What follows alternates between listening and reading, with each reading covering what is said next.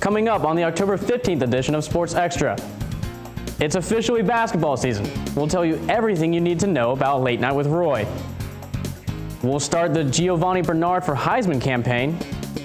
And the field hockey team survives, just barely, to stay on course for another NCAA championship. Sports Extra starts right now.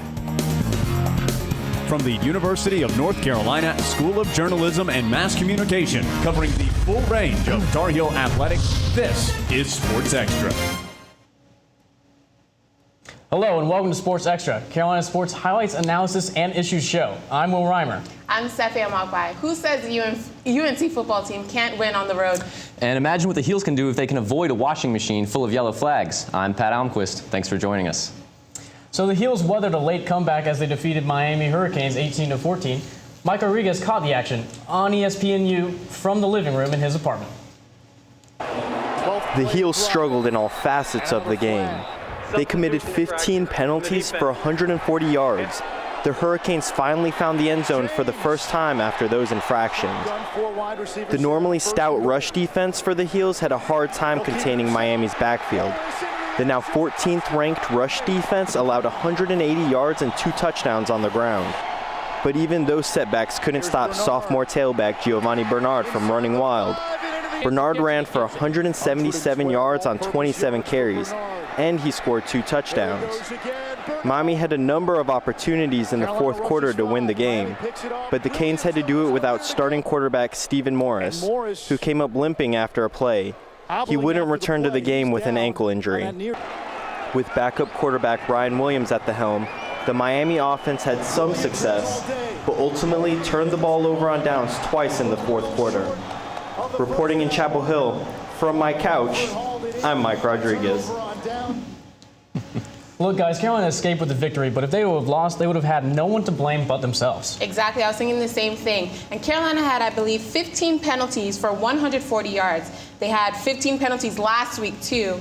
And that's something they'll have to fix if they want to go anywhere in the next coming weeks. It sure is, and I hope Casey Barth's game was a fluke. He missed 2 field goals on Saturday, and if he'd made them, I wouldn't have been so nervous towards the end of the game. Neither would I. And for the second week in a row, sophomore tailback Giovani Bernard is the winner of the offensive game ball. Bernard started the game off strong. He was responsible for 45 of the Heels' 61 yards on the very first drive of the game and topped it off with an 11 touchdown run.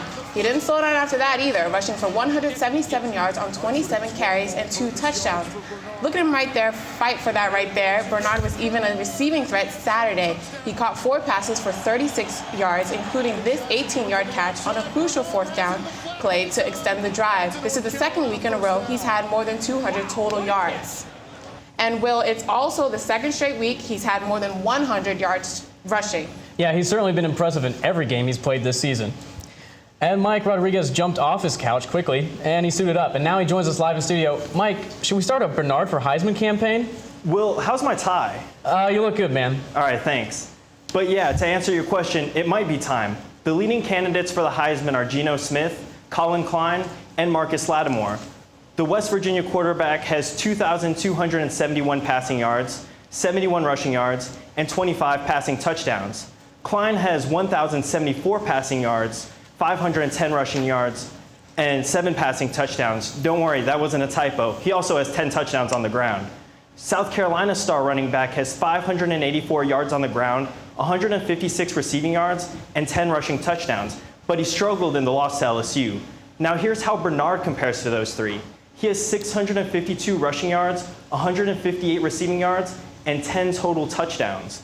Bernard has more rushing and receiving yards than the leading running back candidate, and he's done it in 2 fewer games. Well, so Mike, what can he do to get himself into the national conversation? Well, if the Heels can stay undefeated with Bernard on the field, and he keeps doing what he's been doing these past few weeks, people should begin to notice. Well, those 2 things go hand in hand, Bernard playing well and the Heels winning. That was Mike Rodriguez off his couch and live in studio. Thanks, Mike. And Bryn Renner had an average game against the Hurricanes, and he didn't do something we're used to seeing. Here's this week's hidden stat. Saturday was the first time Renner hasn't thrown a touchdown pass this season, and just the second time in his career that he's been held out of the end zone.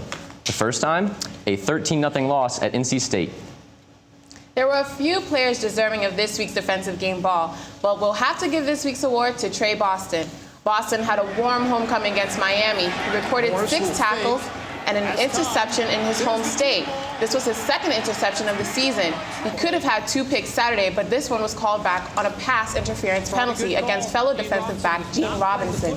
He also helped limit Miami quarterback Stephen Morris to only 155 passing yards. Morris was averaging more than 300 passing yards per game before Saturday. Boston wreaked havoc all over the field Saturday, including this monster hit on Miami receiver Allen Hurns. And guys, I think it's time we change the name of this award. It's the Offensive Lineman of the Week, but Jonathan Cooper is winning it for the 4th time this season. He played the entire game, which was a season-high 84 snaps for head coach Larry Fedora's high-octane offense. That's a lot of playing time for the big men up front. Cooper scored a 93% from the coaching staff and recorded 14 knockdowns. He also kept Bryn Renner upright all game. And this game was in question right up until the end. Fittingly, this week's key play occurred on Miami's final possession. With 34 seconds left, Miami's backup quarterback Ryan Williams faced a 4th and 16, 35 yards away from a game-winning touchdown. Miami's starting quarterback Stephen Morris left the game with an ankle injury. You see him hobbling right there. That was midway through the 4th quarter. But back to the action, though. Williams drops back, and he connects with Clive Walford over the middle. Walford attempts to shake off defensive back Gene Robinson, but Robinson brings him down to the turf after an 11-yard gain. The turnover on downs was the 5th turnover of the game for the Hurricanes, and it sealed the Carolina victory. Switching gears now, the annual Late Night with Roy officially kicked off the 2012 UNT basketball season. And like always, it did so in dramatic fashion. If you weren't there, you missed out on a great show. Reporter Johnny Gill has more about the memorable night. The night started with the UNC marching band hyping up the thousands of Tar Heel fans inside the Dean Smith Center. Former Tar Heel Stuart Scott hosted the event as usual. Similar to the Olympics opening ceremony, members of other Carolina sports like the softball team marched onto the court. 3-time gold medalist and U.S. national soccer team star Heather O'Reilly brought in the Olympic torch. Coach Sylvia Hatchell walked out with Chancellor Holden Thorpe, and moments later, members of the women's basketball team hoisted him up on their shoulders. The men's team came out one by one, and what would Late Night with Roy be without its host, Coach Roy Williams? He received several standing ovations by a packed crowd after his cancer scare less than a month ago. As tradition, the dancing portion of the night started with the freshmen dancing in tutus. The entire team performed the internet sensation Gangnam Style, and even new assistant coach Hubert Davis busted out the old moves. But what got people jumping around was the main attraction of the night, the blue and white game. Sophomore PJ Harrison led the blue team with 12 points, but everyone's eyes were focused on the freshman. Look at this jumper by Marcus Page. Nice shot. Joel James with the fadeaway, and Bryce Johnson with the slam dunk. In the end, it was all about having Coach Williams back on the bench. I know it meant a lot to him, and just know that he can go overcome adversity, and these fans love him, and just for all the fans, just give him a standing ovation like that. I know that's never a memory he's ever going to forget, so I just know it meant a lot to him for everybody to just stand up for him. This might be a new season with new challenges, but the expectations are always high. Reporting from Chapel Hill, I'm Johnny Gill. Now, missing from Late Night this year were Harrison Barnes, Tyler Zeller, John Hinson, and Kendall Marshall. All 4 of them are in the NBA now, taking a lot of points with them. And how's Carolina going to fill that gap? Well, I sat down with the voice of the Tar Heels, Jones Angel, to see who will be making up for all that missed scoring. When you think about Carolina basketball, I think you think about point guards and you think about big men. And Carolina is very young in both those areas. So the scoring's going to have to come, at least early in the year, from the wing. And that's a little different from what Carolina has traditionally done. And all our big talent on the wings, our depth on the wings, they're three-point shooters. I mean, they can cut to the rim as well, particularly PJ. But how three-point shooting was a weakness last year. How do we improve that? I think it's been a weakness the last 2 seasons for Carolina. It really been their inconsistency shooting from the outside. And, you know, PJ Harrison, Roy Williams said he was the best three-point shooter he's ever recruited. And obviously he struggled last season. Reggie Bullock's been able to gain a little more consistency in that area, but I don't think he's performed to the level that he's happy with on a game-to-game basis as far as shooting the basketball. Lazy McDonald has proven at times that he can do it.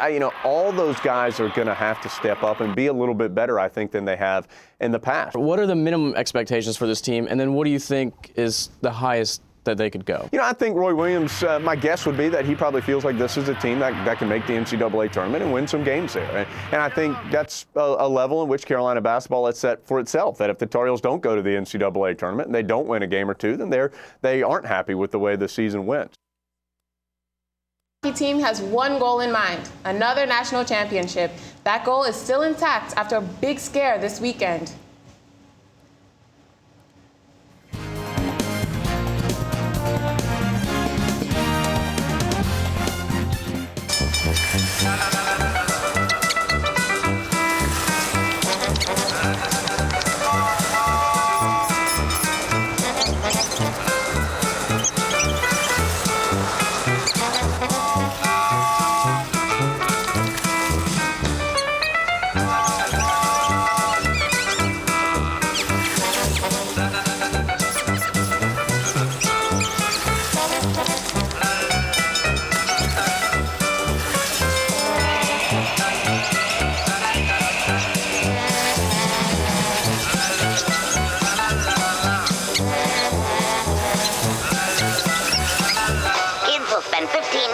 Online videos like this one. Brushing for 2 minutes now can save your child from severe tooth pain later. 2 minutes, twice a day. They have the time. Thank you for calling your GED Pep Talk Center. All right, now, are you ready for your GED Pep Talk? Being nervous is okay. It just shows that you're serious about getting your diploma. A lot of things are scary. Heck, I'm scared of clowns. No quiero ir. No lo puedo hacer. DMC, life in your pep talk style. Just keeping it real, Debs. Just keeping it real.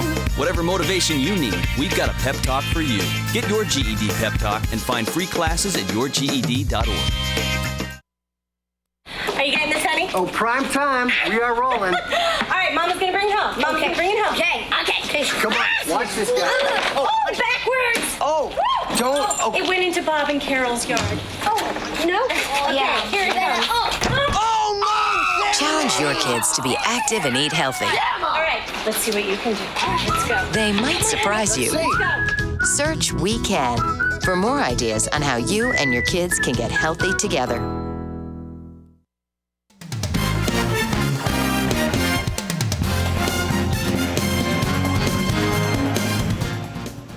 Our field hockey team is preparing for the ACC postseason, but before the Heels could claim the top seed, they had to beat conference foe UVA. Kiera Palmer joins us live in studio. Kiera, what a battle that was this weekend. Well, Steffi, a battle it was. The Heels fought hard in both halves and overtime against the 5th-ranked Virginia Cavaliers, and guess what? We came away with a victory. In a 3-2 overtime victory, the Heels improved to 15-1 thanks to Caitlin Van Sickle's game-winning score and Saucy Amir's season-high 9 saves. It was a tough first quarter for both teams. It was more of a chess match than some of our other games. Sometimes we have track meets, sometimes we have chess matches, and today was a chess match. The Heels got on the board early on, but struggled to score after Virginia tied 1-1 in the first quarter. The tide seemed to turn in favor of the Cavs when they took the lead 2-1 in the 43rd minute, thanks to 2 first-half penalty corners. Coach Shelton called for a timeout with 8 minutes left in the game and decided to pull goalkeeper Amir and use her as an extra attacker. An extra man, you know, it's a power play basically, and we do practice this. And so it was the first time we've really had to try it, and I'm just delighted that it worked. 4 minutes later, the Heels tied the game on a goal by Charlotte Craddock, sending the game into sudden death overtime. Coach Shelton says that in situations like this game, taking a risk is key. We're willing to take a risk when we're down a goal in order to tie it. I mean, we're not just going to count the clock down and, hope and pray. We're going to try and make a change that's going to make a difference.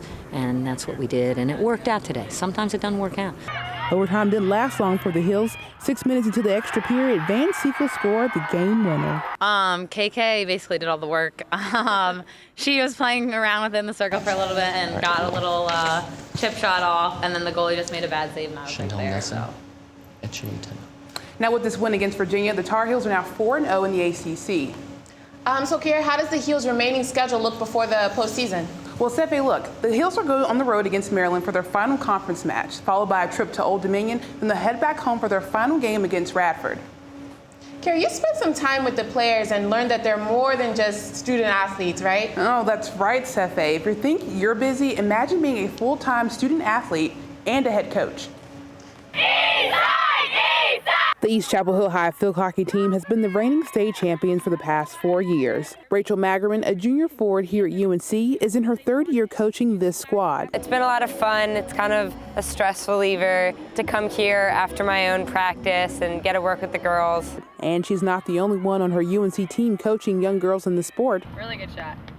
Senior midfielder Kelsey Kolajacek also coaches at Smith Middle School. What's awesome about it is how the girls really listen. They love playing. I can tell they're always happy to come to practice. They love playing in games. Although it might seem time-consuming, both players are able to juggle their time between school and coaching. I have class from, we have to stop by like 12 o'clock. And I practice from 1 to 3:30, and I'm here if they have practice from 4:15 to 6. And I mean, it just works out, and then I have the night to, go over my homework or study and stuff like that. Sometimes I'm up late, but... Though the Pennsylvania natives enjoy passing on their knowledge, they do face some challenges.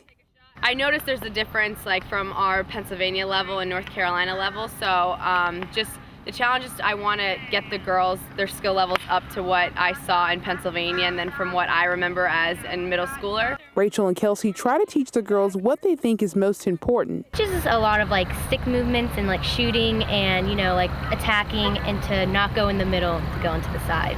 Set up our press and how to make good passes, where to pass to. A lot of dodges, good defense. So it's nice just to teach people how to play and develop their skills in case they want to go to the next level. Although the girls enjoy being coached by UNC field hockey players, they admit to being a little starstruck. When she comes here, we think she's like a celebrity. Now, Cefe, our players are out there coaching about twice a week for about total 4 hours. How would you like to add that time to your schedule? Short answer, I would not, but thanks, Kara. That was Kara Palmer, live in studio. And the volleyball team had a successful trip to Virginia this weekend, dropping just 2 sets against UVA and Virginia Tech. Friday, Carolina downed the Cavaliers in 5 sets. Emily McGee led the Heels with 18 kills. Chanel Nelson had 5 blocks against the lead team. And Eche Tana led the team with 14 digs. Yesterday, the Heels swept Virginia Tech. Lauren Adkins led the team with 15 kills, followed closely by Cameron Van Noy, who had 11. Tana had 15 digs against the Hokies. The Heels are back in Carmichael this weekend, and they take on Maryland Friday at 7 p.m.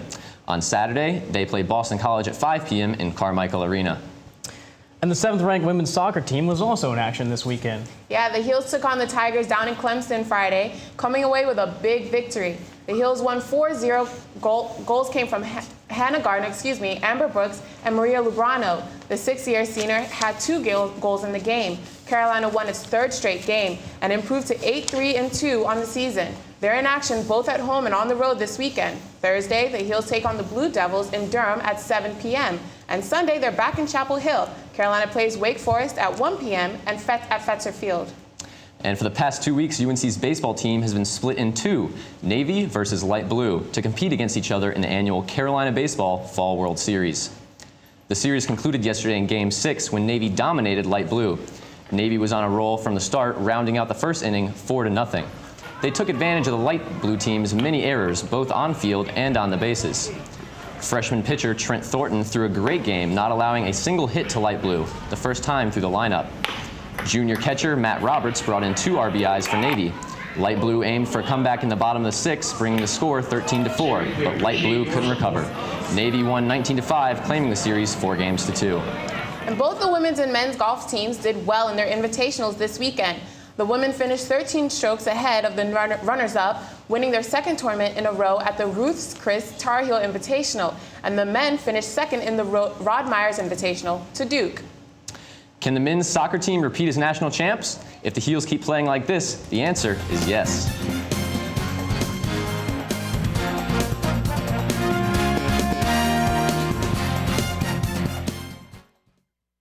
You're on your way to meet up with friends, but you can't seem to get anywhere quickly. You don't want your friends to be annoyed, so you text, "You're on your way."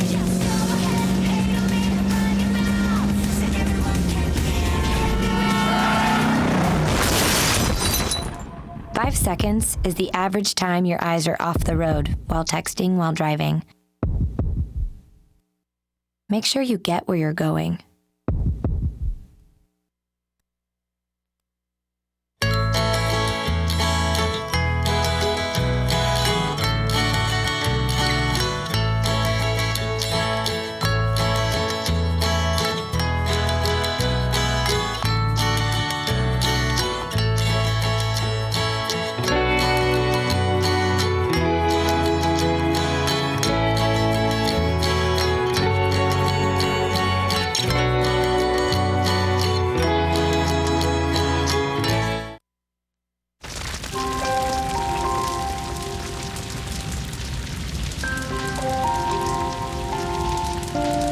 single ember that escapes from a wildfire can travel more than a mile.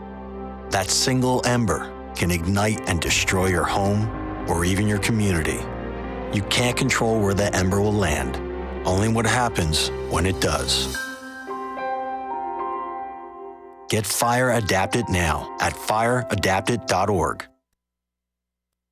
So, I just moved in with this family, and it's embarrassing.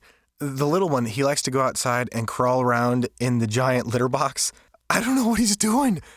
I mean, I was born and I knew how to use the litter box. Look at that! That's disgusting! Oh, poop already! You're making me nervous. Oh, okay, I can't look at this anymore. I really hope he grows out of this, for his sake.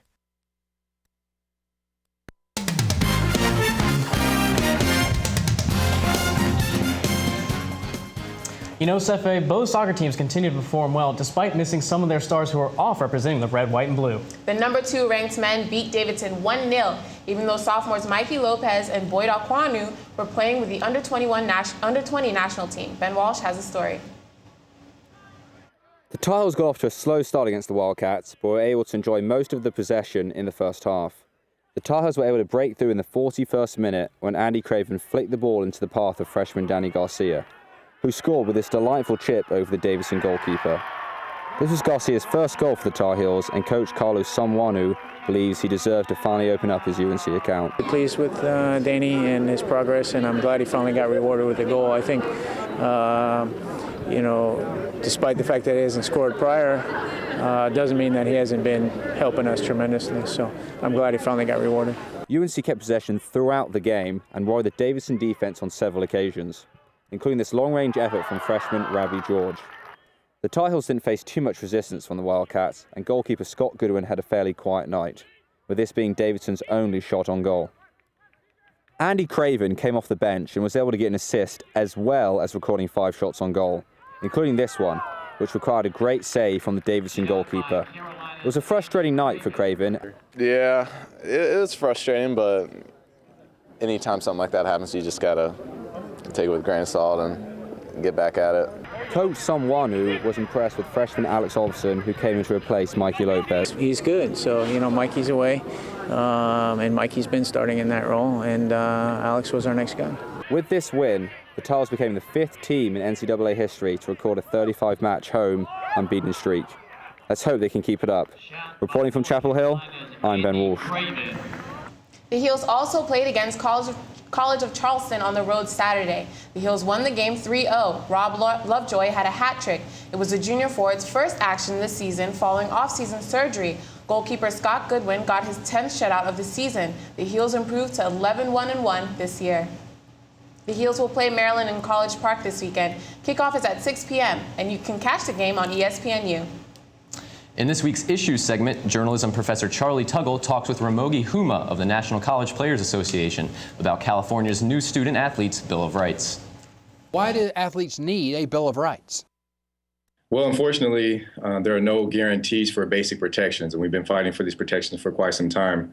So at this point, we feel like it's important to mandate some guarantees. Players, and now in any state except for California, thanks to the Bill of Rights, players can be stuck with sports-related medical bills. If they're permanently injured, they can be kicked off the team. And it seems like with graduation rates at a historical chronic problem, the schools haven't invested enough into continuing education. You mentioned sports injuries. That's one of the big provisions of the bill. Right now, it's optional. If a player gets hurt on the field, it's optional whether or not the school pays any medical expenses. And too often, players get stuck with medical bills. So this bill has targeted the schools with a lot of new TV revenue and saying, look, you have enough resources to make sure this doesn't happen at your school. We want to make sure if the player is injured in a sports-related activity, that player will be covered. You'll pay for any out-of-pocket expenses for up to 2 years after the player's eligibility is expired. Some of the schools, the 4 big schools in California, opposed this bill, saying that it would be an uneven playing field, particularly in terms of recruiting. Is that an issue? I think those same schools at this point, now that it's law, they're likely to use it as a recruiting advantage, if anything. I mean, no other state in the nation is offering guarantees to these students in these areas. It was very disturbing to see the schools oppose this bill. These are things that schools across the nation are promising verbally. They're promising these recruits these benefits, but when it comes down to it, there's no guarantees. At the end of the day, actually, 3 of the 4 schools dropped their opposition. Stanford is the only one that remained in opposition. So we were pleased to see that. But, I think it's telling of the true colors of where the priorities of these schools are. That was Ramogi Huma, president of the National College Players Association based in California. It's the only state so far with a student athlete's Bill of Rights. And after the break, we'll tell you if we think the Heels can make it 5 in a row. Here's a hint. We do.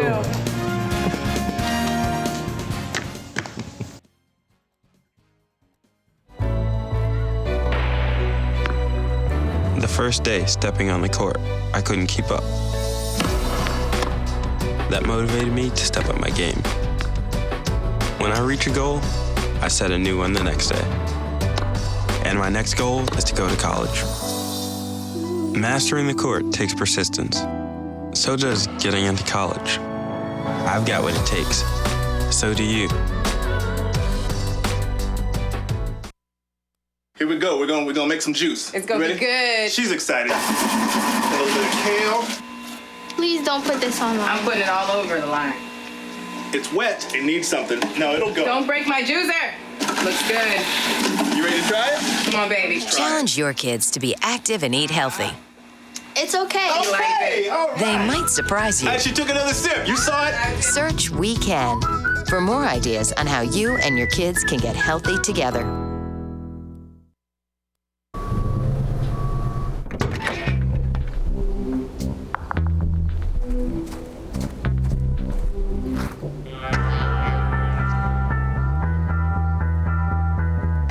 When you throw away money on wasted electricity, you're throwing away everything you could have bought with it.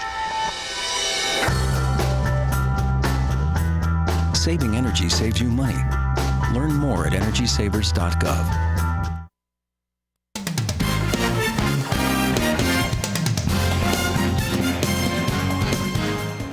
And the football team hopes it's ringing the victory bell again this weekend. Carolina plays Duke at 7 p.m. Saturday. The game will be broadcast on either ESPN2 or ESPNU.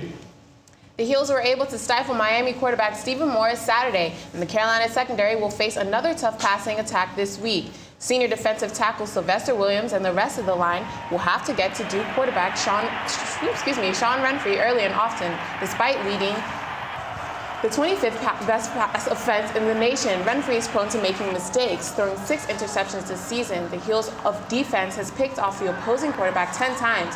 Junior cornerback Jabari Price and the rest of the secondary will have to contain Duke's top 3 receivers, who all have at least 40 catches this year. And it might not be Duke-Carolina basketball, but it's still a rivalry. Giovani Bernard hopes to keep the victory bell in Chapel Hill. Emotions are going to be, flaring for everybody, and I think we just want to keep that bell on our side. We don't want to give up that bell, and we're going to do everything in our power to kind of keep that to us. So. And we're almost at the end of the show, and it's time for this week's Extra Point. The Carolina victory against Miami breaks a streak of 5 straight conference losses away from home. UNC's win in Miami marks the first ACC road win for Carolina since November 27th, 2010. Conveniently, that win came against the Blue Devils 24-19. Can the Heels make it 2 straight road wins at Duke? Here's what we think. I'm going to start. I said it last time, and I said it the time before, that the Heels are going to win. I'm going to say it again. We're going to win. I have confidence the Heels will take the W against the Blue Devils. Gio Bernard is on his game, and I think UNC is really going to pull out the W against the Blue Devils. So I say Heels 32, Blue Devils 28. The Heels have been putting up big numbers, and I think they're going to do it again. Short and simple, I've got UNC 42-14.